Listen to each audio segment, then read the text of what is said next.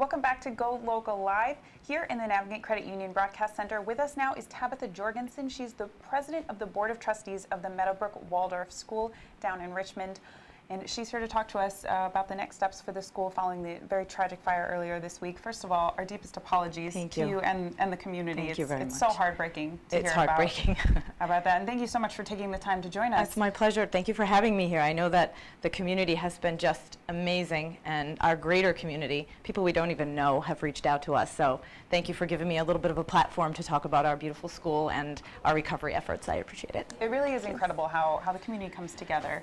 It is, and we have at Meadowbrook an incredible community of parents and teachers and students and our immediate community, but this tragedy gave us an opportunity to see that wider community. I was just before I came on the air, was clicking through my Facebook posts, and the Meadowbrook site and the South Kingstown School Department just donated 190 chairs and desks to the students. So, you know, you just can't put a price tag on that kind of generosity in a time of need.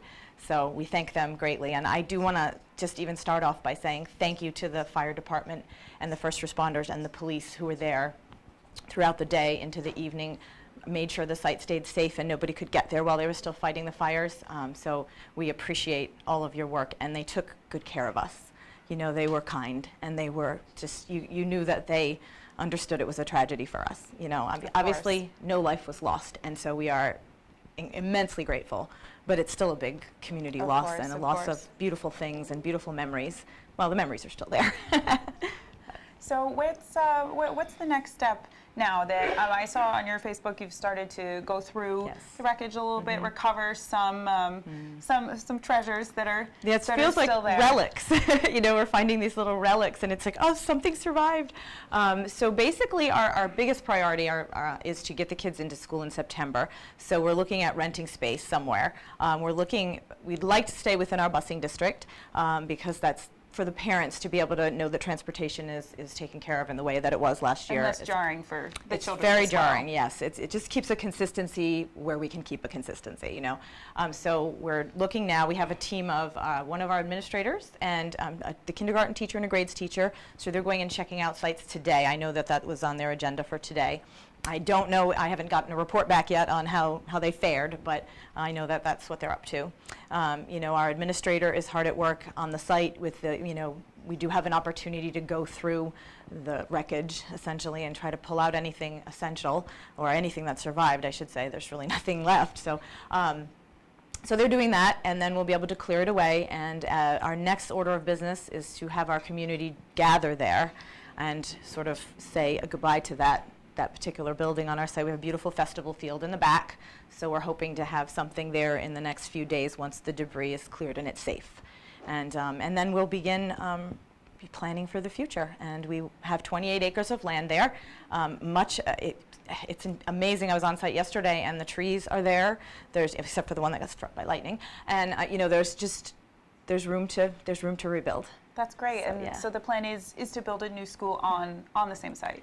On the same property, absolutely. Like I said, we have 28 acres, so you know, we have an opportunity to vision a little bit, but you know, yes, we are going to rebuild. It's our home, and we're gonna stay there. And so tell us a little bit about the school. It was it's not very old. It's only been there since 2011, if I'm correct. Yeah, this particular building and site we're going into our 11th year, but the school is much older. I joined the school 19 years ago. I was just a young mom with a rising first grader, and I was looking for an alternative education for him. And I stumbled upon the school. I think you might have read that in my post, but you know, I just was driving by, and they were located in the basement of the Prout School at the time. And I just went in, and I peeked in the windows, and I thought, probably a little stalkerish, but I peeked in the windows, and I thought, this is really charming. There's something different here.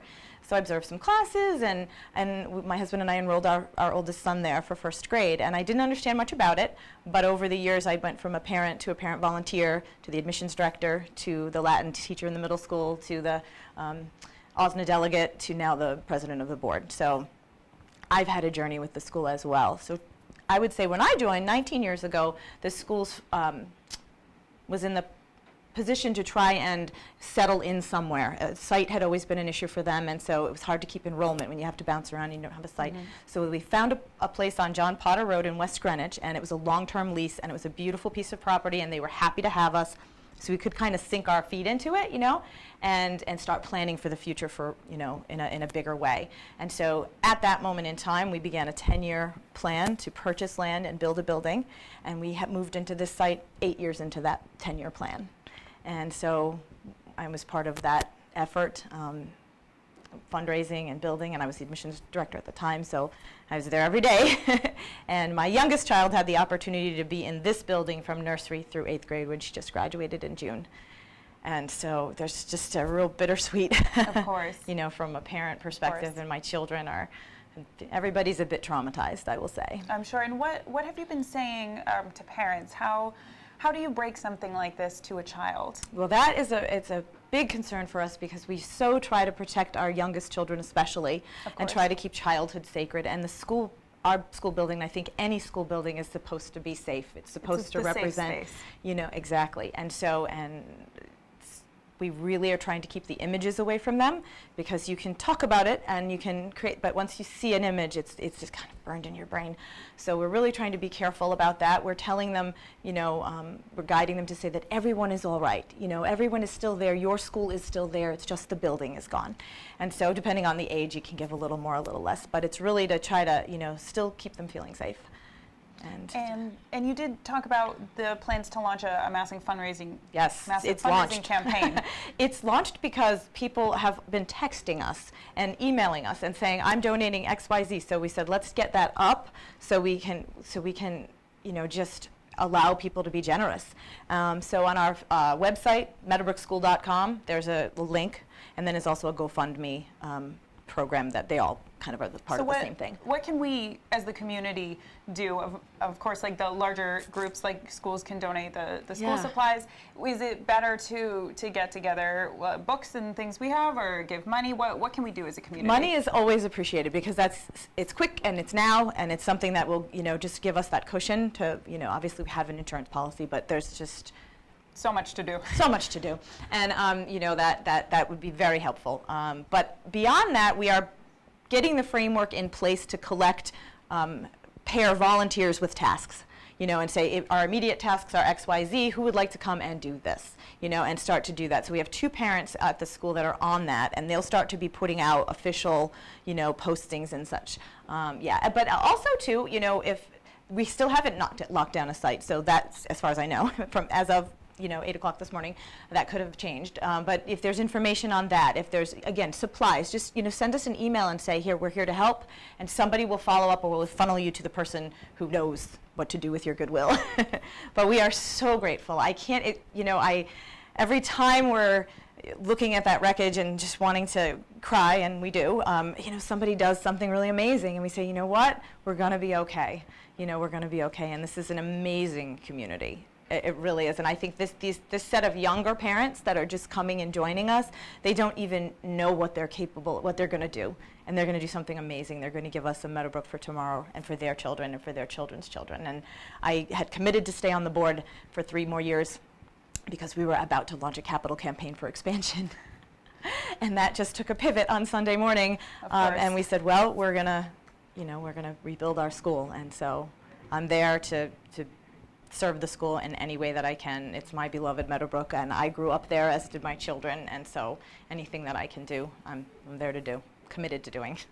Well, our deepest condolences to the community, and best of luck with the rebuilding. And of course, a big thank you to everyone in the community who's reached out. Like I said, it really is incredible how the community comes together in times of tragedy to really help lift each other up. Yes. So thank you so much for taking the time to join us today. We really do appreciate it. I know you must be incredibly busy trying to get everything in order. I'm a little bit tired, but I sure. welcome the opportunity to thank everyone and to be here and to just say, you know what, in the dark, the light shines, and it shines brightly. And it does. Yeah, it's given me some hope for our rebuilding, for sure. So, well, best of luck with that. Thank you. And we'll stay tuned to see what's next for the next chapter of Meadowbrook. Wonderful. Thank you. And thank you so much for joining us today. We really do appreciate it. And we'll be right back here on Go Local Live.